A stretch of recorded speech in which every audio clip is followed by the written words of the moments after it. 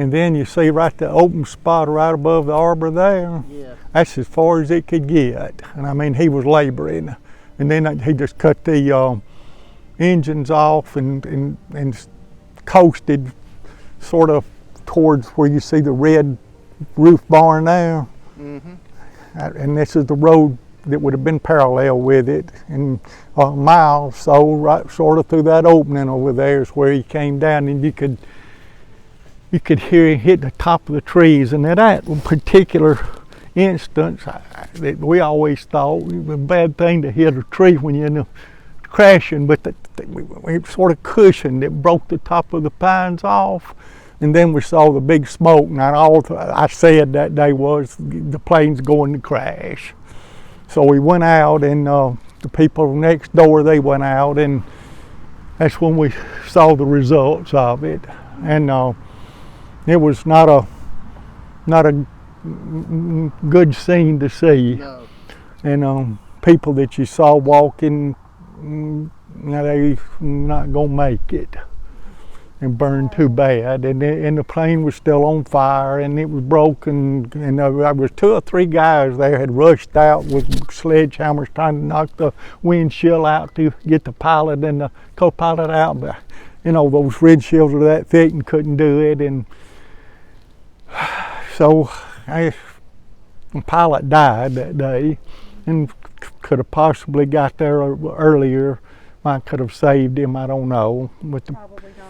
then the co-pilot, of course, was burned real bad. Like I said, he was here about a month ago, and He continued flying.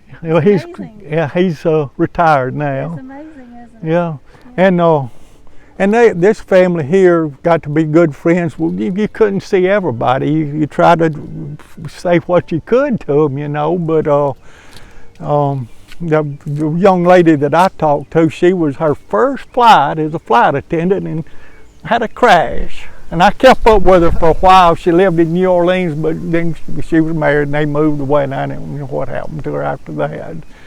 So that was more or less was the story of it as far as the actual happening of it. And there was a lot of individual stories that went along with the different people that lived here that was with that particular family. And I saw, and they were streaming out, walking across the field, and just the awful thing, and wish that you could have done. I had a little all-terrain vehicle at the time, and I was paralyzed. I'm paralyzed, and I was into it, and that's the reason I got out so early. So we got there before the fire trucks or anything. And Mr. Cruz, it's so nice of you to tell us this story. I mean, you helped save lives. Well, I don't know if I helped save lives. At least it was a help comfort some people, maybe.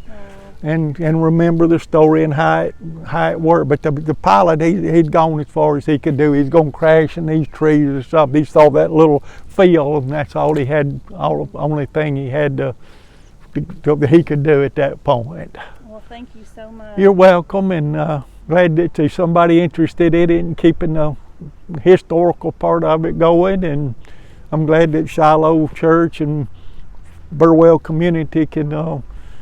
I'm sorry that it happened here, but I'm glad we have a pretty place for people to come that do remember it or been their family or something. Well, thanks again. You're welcome.